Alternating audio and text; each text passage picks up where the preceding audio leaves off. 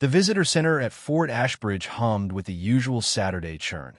Families waiting for passes, recruits fidgeting in pressed uniforms, vending machines humming with the indifference of machines.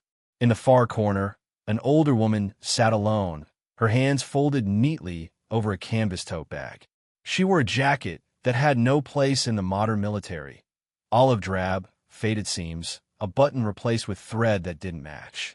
On the sleeve, a patch clung stubbornly. An owl mid-dive, talons gripping a key. A sliver of moon arched behind it. 3 letters ghosted above. Yancy. To most eyes, it was nothing. To a cluster of fresh recruits, it was laughable. Looks like she raided the thrift bin. One whispered too loudly. The laughter grew, small but sharp. She didn't react. She never did.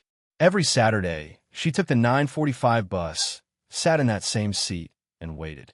No explanation. Just the jacket and the silence. But this morning, Boot stopped. Major General Henry Caron, silver-haired, broad-shouldered, with a chest of metals heavy enough to bend posture, froze mid-stride. His eyes locked on the patch. His breath caught. "Where did you get that?" His voice cracked the air like glass breaking. The laughter died instantly. The woman, her name, though almost no one knew it, was Mara Ellison, lifted her chin. Her voice, quiet but steady, carried across the room. "I didn't get it," she said. "I earned it."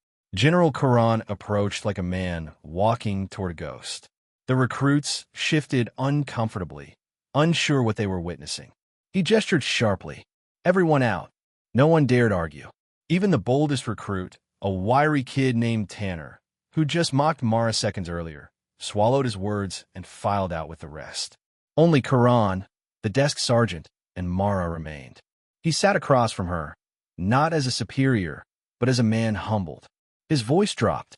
E.N.C. Echo Knight's circle.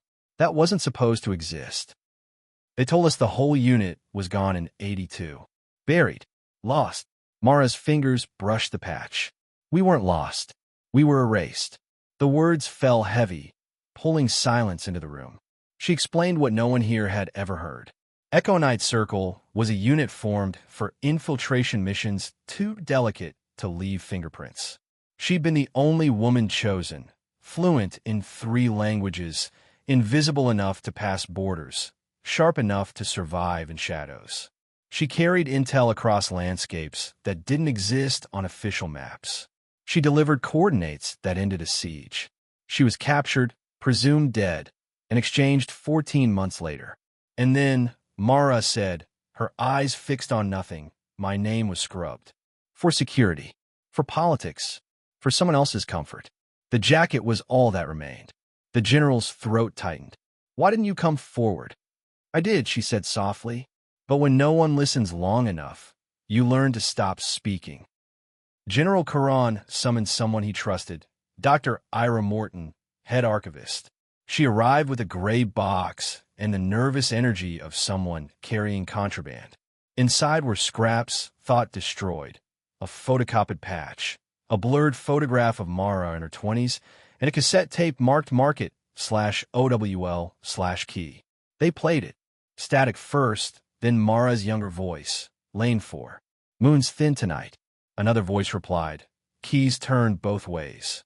Then hurried whispers, a scrape, silence.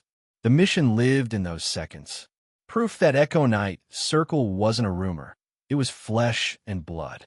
Tanner, the young recruit who had mocked Mara, had been ordered back by the general to listen. His face burned as the tape played.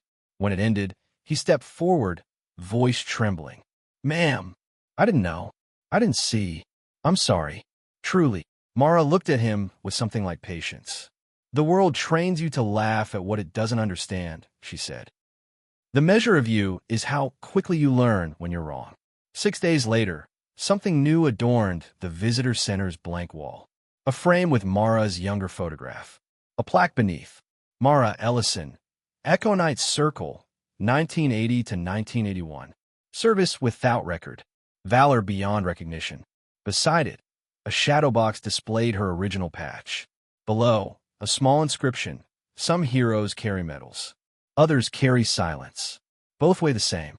On the seventh morning, Mara arrived on her usual bus. But instead of laughter, a row of recruits waited at the door, standing tall in their uniforms. At the center, Tanner held a folded flag and a bouquet of wildflowers he'd gathered himself. His hand shook. "We didn't know," he said, "but we'll remember."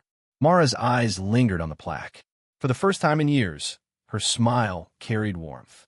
From that day on, a quiet tradition formed.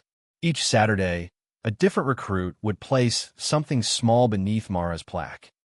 A feather, a handwritten note, a pressed flower. Not an order, just a choice. A way of keeping memory alive. Mara still rode the 9:45 bus, still wore the jacket. She'd sit with young soldiers who asked about her life, though she told her story sparingly. She preferred to listen, offering advice when words felt right. One spring morning, Tanner approached again, this time with his younger sister beside him. She had asthma. Mara placed a quince blossom in her hand and whispered, "Breathe with the bees. They'll teach you not to fear the sound of many wings." The girl laughed, free, and Tanner's throat closed with gratitude. Not every story of courage makes it into books or medals. Some remain stitched into old fabric, waiting for someone to notice. Mara's jacket, once mocked, had become a monument, and those who saw it learned. Heroes don't always march in parades. Sometimes they sit quietly on a bus, carrying promises in old thread, reminding the world that silence, too, can be a kind of valor.